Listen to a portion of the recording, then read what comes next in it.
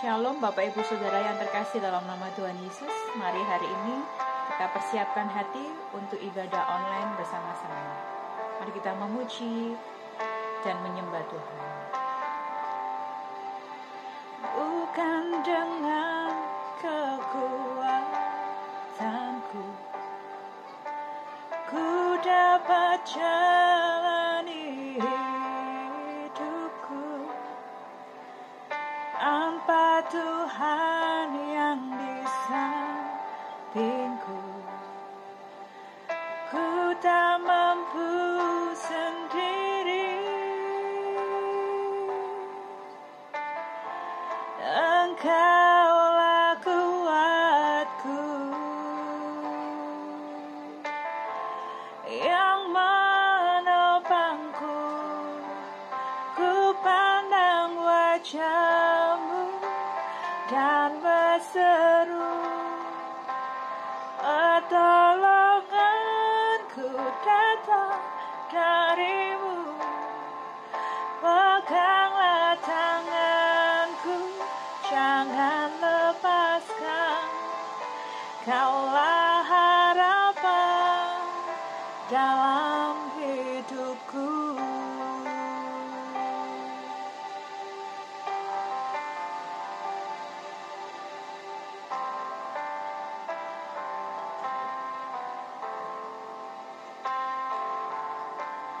Bukan dengan kekuatanku ku dapat jalani hidupku tanpa Tuhan yang di sampingku. Ku tak mampu sendiri,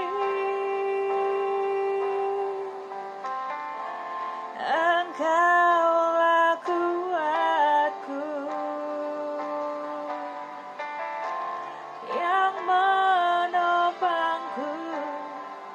Ku pandang wajah-Mu dan berseru, pertolonganku datang dari-Mu. Peganglah tanganku, jangan lepaskan. Kaulah harapan dalam hidupku.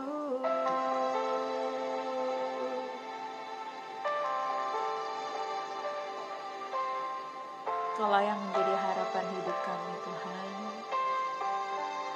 Ku pandang wajah-Mu dan berseru, pertolonganku datang dari-Mu. Peganglah tanganku, jangan lepaskan. Kaulah harapan dalam hidupku. Ku pandang wajah-Mu dan berseru, pertolonganku datang dari-Mu. Peganglah tanganku, jangan lepaskan. Kaulah harapan dalam hidupku. Kaulah harapan dalam hidupku. Kaulah harapan dalam hidupku.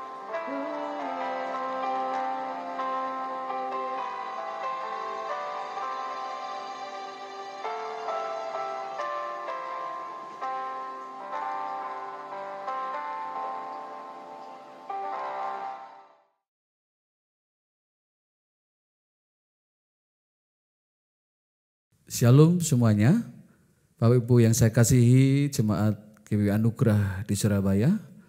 Saya Pendeta Ari Nugroho, saya berterima kasih untuk Gembala di tempat ini yang telah memberikan kesempatan saya membagikan berkat melalui firman Tuhan. Puji Tuhan, baik. Saya mengembalakan di GBI House of Bread di Pamulang, Tangerang Selatan. Ini perkenalan singkat saya. Dan hari ini kita akan mendengar apa yang harus kita kerjakan, lakukan di tengah-tengah pandemi COVID-19 ini. Kalau kita mengingat memasuki tahun 2020, Bapak dikasih Tuhan, kita melihat ada sebuah kalender yang unik di tahun 2020 ini. Setiap tanggal 25 Januari ada Imlek, tanggal 25 Maret ada Nyepi, 25 Mei Idul Fitri, 25 Desember Natal. Ini unik. Kemudian kita melihat munculnya berbagai kerajaan abal-abal, kerajaan Agung Sejagat, Imperium Sunda, keturunan Majapahit, Prabu Siliwangi, kita diperlihatkan. Kemudian terbongkarnya kasus penangkapan di lapangan ya yang melibatkan komisioner KPU dan menjalar kemana-mana. Kita melihat Surabaya, di mana Mimi Mels di Surabaya yang begitu melihatan uang, penawaran murah, beli Fortuner ke tanah perjanjian murah dan sebagainya. Pada mulanya ada yang dapat, tapi bagaimana yang terakhir? Sudah ikut berapa lama pendeta orang Kristen, artis semuanya tertarik akan Mimi Mels ini, Bapak dikasih Tuhan. Kemudian kita mendengar kasus bunuh diri di kalangan remaja begitu banyak. Pelajar SMP yang naik ke lantai 3 di sekolahnya dan terjun bunuh diri. Dia depresi berat karena ibunya meninggal, kakaknya sebagai TKW kerjanya di Malaysia dan hidup bersama ayahnya. Dia tidak dapat mengutarakan isi hatinya, curhatnya, dia depresi, maka dia bunuh diri. Bahkan kita melihat awal tahun 2020, perang Amerika dengan Iran, kebakaran yang meluas dahsyat di Australia. Pemuda Indonesia yang dihukum di Inggris karena pelecehan seksual. Ada begitu banyak korban di sana. Pesawat Ukraina kena rudal Iran, korban meninggal 176. Bahkan COVID-19, virus corona yang menjadi sekarang ini spirit ketakutan. Terjadi krisis ekonomi, krisis rumah tangga, krisis sosial. Ada begitu banyak yang dihadapi memasuki tahun 2020 sampai bulan ini, Bapak dikasih Tuhan. Bahkan sebuah berita viral di Jakarta hari-hari ini, adanya calo khotbah dengan berbagai iming-iming, Bapak saya mau promosikan di sebuah gereja, nanti Bapak terkenal, tetapi kita bagi hasil ya Pak, Bapak 70, saya sebagai calo 30. Ini viral hari-hari ini di Jakarta. Bapak dikasih Tuhan, apakah gereja sudah menjadi ladang industri? Apakah gereja sudah kehilangan inti ajaran Yesus dan kembali ke kasih yang mula-mula? Sehingga pelayanan yang tanpa syarat dan trik tanpa strategi pemasaran yang seperti digambarkan hari-hari ini. Mari hari-hari ini saya mengajak jemaat di Surabaya ini untuk membaca Alkitab kita di dalam Filipi pertama ayat 27 sampai dengan ayat 30. Nanti Bapak Ibu bisa melihat juga di layar. Dari membawa Alkitab, mari membuka bersama Filipi pertama ayat 27 sampai 30. Demikian firman Tuhan. Hanya hendaklah hidupmu berpadan dengan Injil Kristus, supaya apabila aku datang, aku melihat, dan apabila aku tidak datang, aku mendengar bahwa kamu teguh berdiri dalam satu roh dan sehati sejiwa berjuang untuk iman yang timbul dari berita Injil dengan tiada digentarkan sedikit pun oleh lawanmu. Bagi mereka semuanya itu adalah tanda kebinasaan, tetapi bagi kamu tanda keselamatan, dan itu datangnya dari Allah. Sebab kepada kamu dikaruniakan bukan saja untuk percaya kepada Kristus, melainkan juga untuk menderita untuk Dia. Dalam pergumulan yang sama seperti yang dahulu kamu lihat padaku, dan yang sekarang kamu dengar tentang aku. Nasihat Rasul Paulus kepada jemaat Filipi ini, saudara, kita bisa belajar juga hari-hari ini ketika kita menghadapi sebuah kehidupan yang sangat sulit. Pepatah orang Jawa mengatakan urip iku mu mampir ngombe. Artinya hidup itu sangat singkat. Karena itu hidup itu sangat singkat, maka kita harus mengisi hidup ini dengan sesuatu yang bermakna, Bapak dikasih Tuhan. Sehingga membuat hidup ini lebih hidup. Ketahui apa yang kita kerjakan pada masa kini, ini akan menentukan masa depan Bapak Ibu semuanya. Bagaimana membuat hidup itu menjadi lebih bermakna, lebih hidup. Dari pembacaan Filipi yang kita baca hari ini, Filipi pertama ayat 27 sampai 30, kita menemukan 3 hal supaya lebih bermakna hidup ini. Saya ilustrasikan sebuah contoh. Kalau botol ini diisi dengan air yang higio, ini higio ya. Ini kalau dijual harganya bisa sekitar 2000-an, saudara dikasih Tuhan. Tetapi kalau air ini saya isi dengan jus atau jus buah-buahan, dia bisa berharga, bernilai lebih lagi, mungkin 10.000. Kalau saya isi dengan madu akan lebih mahal lagi nilai harganya. Kalau saya isi dengan minyak wangi yang asli, itu pasti jutaan harganya. Tetapi kalau botol yang sama ini saya isi dengan air comberan, tidak ada nilainya. Ilustrasi ini menggambarkan bagaimana kehidupan saya dan saudara hari-hari ini di tengah kesulitan seperti ini. Apakah hidup saya dan saudara diisi sesuai dengan Filipi pertama tadi, supaya yang pertama kehidupan yang berpadan dengan Injil Kristus. Kata berpadan dapat diartikan berkenan, layak, sebagaimana seharusnya dan sesuai. Injil Kristus diberikan Allah untuk menjadi panduan atau pakem atau falsafah kehidupan. Bila manusia tidak berpadan pada Injil Kristus, maka hidupnya akan mengalami kehidupan yang sangat tragis dan menyedihkan. Setiap kebijakan, setiap keputusan yang kita ambil haruslah selaras dengan Injil Kristus. Contoh, Alkitab memerintahkan kita untuk menikah, mencari pasangan yang sepadan. Sudah jelas dikatakan gelap tidak bisa bersatu dengan terang. Tetapi begitu banyak kita mengabaikannya, mengartikan makna yang salah, Bapak dikasih Tuhan. Sehingga kita banyak kehilangan anak-anak muda karena jatuh cinta pada orang yang tidak seiman. Kemudian dia meninggalkan iman kekristenannya. Alangkah bijak bila kata seiman itu bukan semata dimaknai seagama, melainkan sebagai orang yang mengasihi Tuhan, bukan sekedar beragama Kristen, tetapi kalau tidak mengasihi Tuhan, apa artinya? Karena itu kita harus lebih selektif dalam memilih, mendoakan pasangan hidup anak-anak kita, ataupun untuk memilih pasangan hidup harus berpadan dengan Injil Kristus. Inilah yang membuat hidup kita akan lebih bermakna. Sudah begitu banyak saya melihat tidak betah tinggal di rumah. Tidak kuat menghadapi tantangan yang ke depan ini. Mereka sudah mulai putus asa, mereka sudah mulai hidupnya tidak berpandan lagi pada Injil Kristus. Ini bisa juga dialami oleh anak-anak Tuhan. Tapi hari ini Tuhan Yesus mengingatkan pada kita semuanya, mari kita selaras, kita kembali kepada firman Tuhan.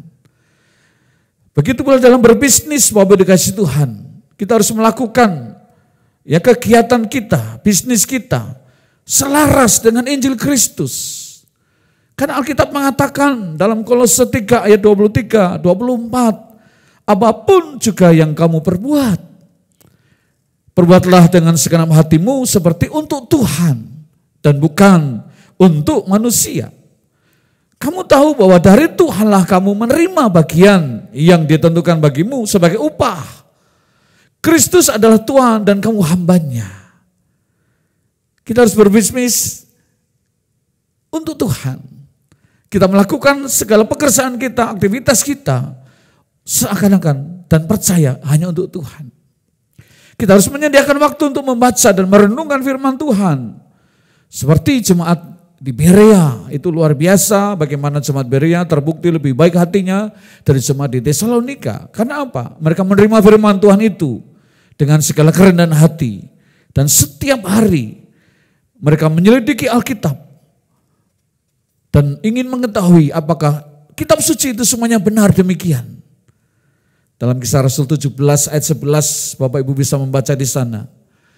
Dan saya mengingatkan pada kita semuanya, sesibuk apapun mari kita menyempatkan diri, menyediakan waktu untuk bersaat teduh, baca firman, merenungkan firman Tuhan. Maka saya percaya hidup ini akan lebih bermakna dan akan lebih hidup lagi. Saya hanya mengingatkan sebagai hamba Tuhan kepada Bapak Ibu jemaat di Surabaya yang hari ini sudah meninggalkan saat teduh atau sudah mulai bangun siang. Ayo bangkit kembali, bangun pagi-pagi, cari Tuhan. Kita awali karena Tuhan itu mendatangi kita setiap pagi. Kasih setia Tuhan, rahmat-Nya selalu baru setiap pagi.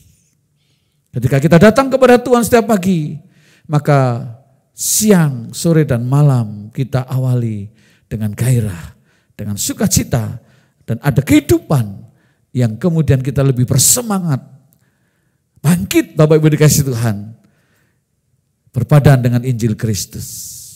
Yang kedua, jangan lupa bahwa kita diberi tugas untuk memberitakan Injil atau kabar baik Bapak dikasih Tuhan. Kabar baik itu adalah kebutuhan manusia hari-hari ini. Bukan soal makan dan minum. Bukan, tetapi tentang kebenaran, sukacita dalam Roh Kudus. Damai sejahtera yang hilang hari-hari ini. Ini kebutuhan manusia. Yang di dalam kegelapan mereka butuh Injil. Mereka butuh kabar baik. Mereka butuh terang. Mereka butuh sebuah kehidupan yang pasti. Hari ini mereka menantikan kapan selesainya COVID-19 ini. Tetapi kalau kita mengingatkan, memberitakan kabar baik kepada mereka. Bahwa Tuhan berdaulat atas semua yang ada di muka bumi ini. Injil harus diberitakan secara kontekstual. Bagaimana supaya diterima oleh masyarakat. Contoh kalau saudara mengamen. Anak-anak Tuhan nyanyikan lagu-lagu rohani. Tidak usah sungkan mengatakan bahwa dia pengamen Kristus. Kalau dia seniman melukis. Bisa menyampaikan pesan Injil bukan lewat ceramah agama. Tetapi melalui gambar di atas kanvas. Melalui program televisi, ya, artis-artis yang juga anak Tuhan bisa berdoa, bisa mendoakan bagi setiap program yang dia kerjakan. Anak-anak Tuhan di Wuhan, asal mulanya virus corona, mereka mengambil kesempatan ini untuk memberitakan kabar baik bagi mereka yang belum kenal Kristus. Mereka beritakan, pilih hari ini kematian atau kehidupan, berkat atau kutuk. Mereka menjelaskan bagaimana keselamatan hanya bisa didapatkan di bawah kolong langit ini melalui nama Yesus Kristus. Tetapi ada banyak alasan umat Kristen tidak terlibat di dalam pemberitaan Injil dengan alasan klasik, takut. Ya, saya tidak bisa, perasaan takut memberitakan kabar baik. Tetapi Tuhan itu mau saya dan saudara tidak diliputi rasa ketakutan. Dia berjanji menyertai kita, dia Immanuel, Allah di dalam kita. Bila ketakutan mari kita berdoa kepada Tuhan. Sehingga kita diberi keberanian seperti jemaat mula-mula dalam Kisah Rasul 4 ayat 29, 31 di sana. Mereka takut ketika mereka terima Yesus Kristus, mereka tertekan, tetapi mereka berdoa kepada Tuhan. Dan berdoa mereka, Tuhan berikan kami keberanian untuk memberitakan Injil. Dan Tuhan memberikannya dengan tanda-tanda yang ajaib dan luar biasa. Di tengah-tengah ancaman, tekanan, sehingga mereka menimbulkan ketakutan begitu banyak orang. Dengan doa mereka, dengan pelayanan mereka, mujizat terjadi di mana-mana. Bapak dikasih Tuhan, mari kita memberitakan kabar baik ini dengan penuh keberanian. Karena Injil harus kita beritakan. Sebab sebuah tanda yang nanti kita akan melihat ketika Yesus akan datang, salah satu tanda yang terakhir adalah jika Injil Kerajaan Allah diberitakan, maka tibalah kesudahannya. Hari-hari ini kita melihat di seluruh dunia mereka mencari Tuhan melalui YouTube, melalui media sosial. Ada banyak orang-orang yang menyaksikan bagaimana mereka terima Tuhan Yesus justru melihat YouTube, melihat teman-temannya yang memberikan kabar baik. Bagaimana dengan Bapak Ibu di GBI Anugerah Sulung ini? Saya berdoa supaya penginjilan terus dijalankan. Enak tidak enak, beritakan kabar baik kepada setiap orang. Saya ingat ketika Imlek, biasanya kalau Imlek merayakan tahun Imlek, apakah mereka berpegang pada firman Tuhan? Banyak orang dengan cerdik menolak, tidak taat ya pada perintah Tuhan. Masih memelihara adat istiadat. Kalau Bapak Ibu membaca Matius 15 ayat ketiga, tetapi jawab Yesus kepada mereka, mengapa kamu pun melanggar perintah Allah demi adat istiadat nenek moyangmu? Yesus berkata dalam Markus 7 ayat ke-9, sungguh pandai kamu mengesampingkan perintah Allah supaya kamu dapat memelihara adat istiadatmu sendiri. Tradisi menyembah dengan memegang hiu, tradisi mengusir roh jahat, setan dengan barongsai, tradisi meminta berkat dari para arwah. Bukankah sudah dikatakan dalam firman Tuhan? Matius 4 ayat 10, maka berkatalah Yesus kepadanya, engkau harus menyembah Tuhan Allahmu dan hanya kepada Dia sajalah engkau berbakti. Bapak dikasih Tuhan, banyak orang yang ditipu habis-habisan. Meskipun dia sudah Kristen, tetapi dia masih mengikuti hidup di luar firman Tuhan, adat istiadat. Tetapi jika kamu mengusir setan dengan kuasa Allah, maka sesungguhnya kerajaan Allah sudah datang kepadamu. Ada banyak orang bertanya kepada orang yang sudah meninggal. Ada banyak orang minta pengampunan kepada orang yang sudah meninggal dunia. Saya mau katakan bahwa orang mati sudah tidak dapat membenci maupun memberkati. Kata Pengkhotbah 9 ayat 5 sampai dengan 6. Karena orang-orang yang hidup tahu bahwa mereka akan mati, tetapi orang yang mati tak tahu apa-apa. Tak ada upah lagi bagi mereka, bahkan kenangan kepada mereka pun sudah lenyap. Baik kasih mereka maupun kebencian dan kecemburuan mereka sudah lama hilang. Dan untuk selama-lamanya tidak ada lagi bahagian mereka dalam segala sesuatu yang terjadi di bawah matahari.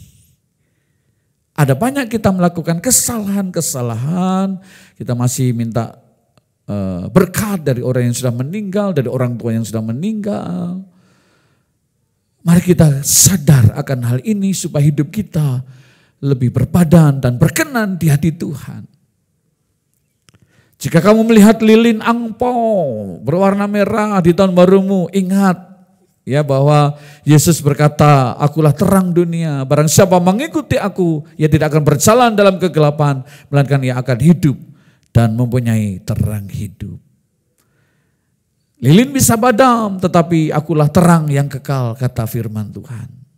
Angpau bisa habis, tetapi Yesus adalah hadiah yang terbaik dari surga untuk manusia. Warna merah bisa berubah, tetapi merah darah Yesus adalah jaminan keselamatanmu.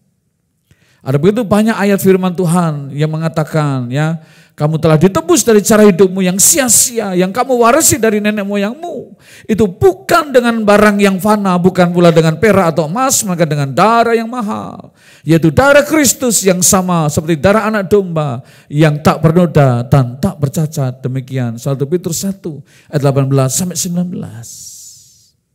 Baik, Bapak dikasih Tuhan, saya mengingatkan ini.